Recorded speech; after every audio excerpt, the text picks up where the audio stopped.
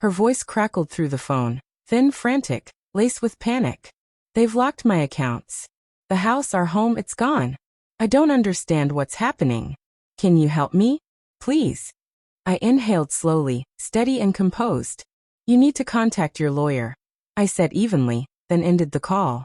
6 months earlier, she had stood in the dining room, arms crossed, lips pressed into a flat line. The air between us was tense, frigid, as if the granite table that separated us radiated cold.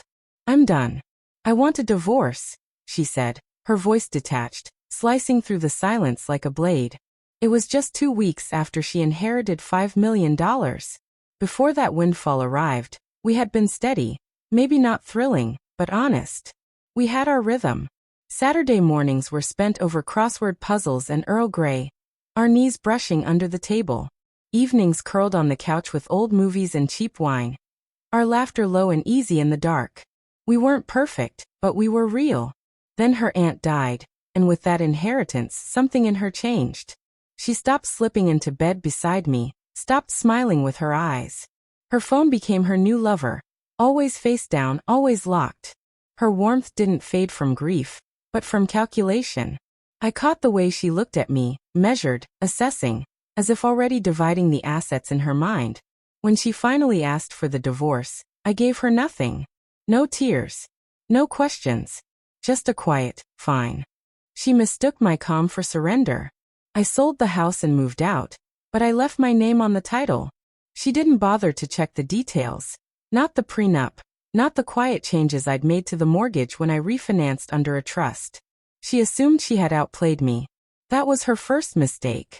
It began with suspicion. A name I didn't recognize flashed across her screen. A hotel charge slipped onto our joint account. Careless signs. She assumed I was too numb to notice. But I noticed everything. I didn't confront her. I listened. Watched. Collected. Her messages still synced to the cloud. She never changed the password. Every lie, every whisper to him, every betrayal was laid bare for me. She thought she'd rewritten our story. But I held the final chapter. His name was Ethan. A real estate broker with a polished smile, expensive shoes, and the emotional depth of a puddle. He called her sweetheart. She called him my way out. I documented everything. Screenshots of their messages, records of wire transfers, hidden accounts tucked away under false names, secret rendezvous traced through GPS tags and receipts. I collected voicemails, tracked locations, followed trails she thought were invisible, always just within the limits of the law. She was sculpting a life that erased me from existence. A new identity, a fresh start, free of the man who once knew her better than anyone. But I saw it all. Every brick she laid in that fantasy future. I was there watching, waiting. She thought she was untouchable. That was her second mistake. The first step in my plan was subtle. I reached out to an old friend in financial compliance. We traced the movement of her inheritance, cleverly funneled into a trust, offshore and obfuscated, designed to dodge taxes. Smart, until it started to unravel. I submitted an anonymous report to the IRS, detailing undisclosed assets, hidden earnings, and the existence of accounts she had never reported. It was enough to trigger a full audit. Step 2 was more personal. I sold the house, our house, at a bargain, but not to just anyone. The buyer was a holding company I quietly controlled. She thought she had months to buy me out post-divorce. Legally, she had a week.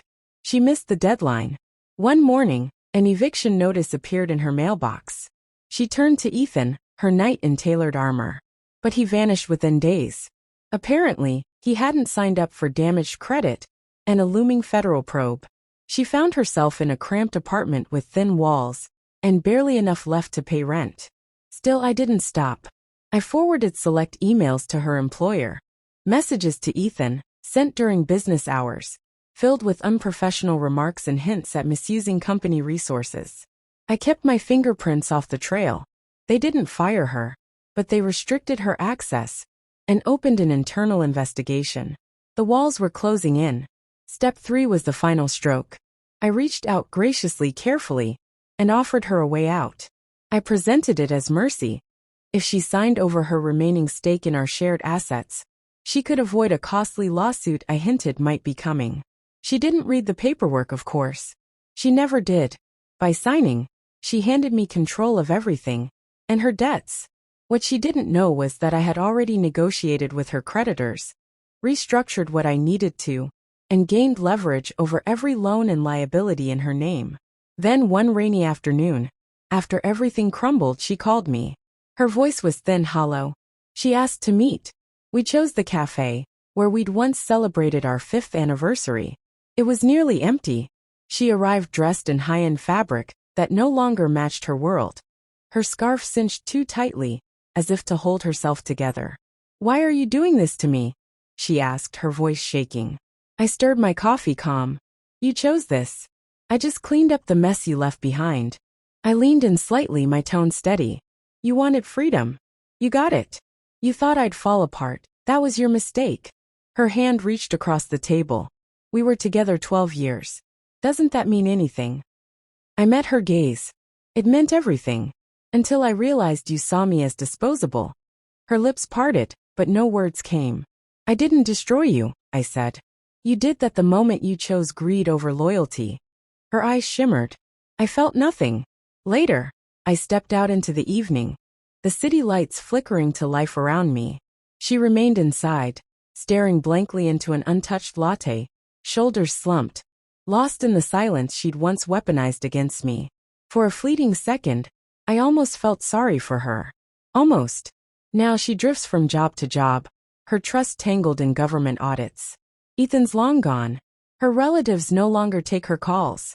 As for me, I live in a modest cabin tucked in the hills. It's quiet, peaceful, mine. My mornings begin with books. My evenings end with long walks along wooded trails. Justice doesn't always arrive in a courtroom. Sometimes it's a signature on a form, a polite smile, and the quiet satisfaction of a clean exit. She believed betrayal was her triumph. But retribution? That was mine.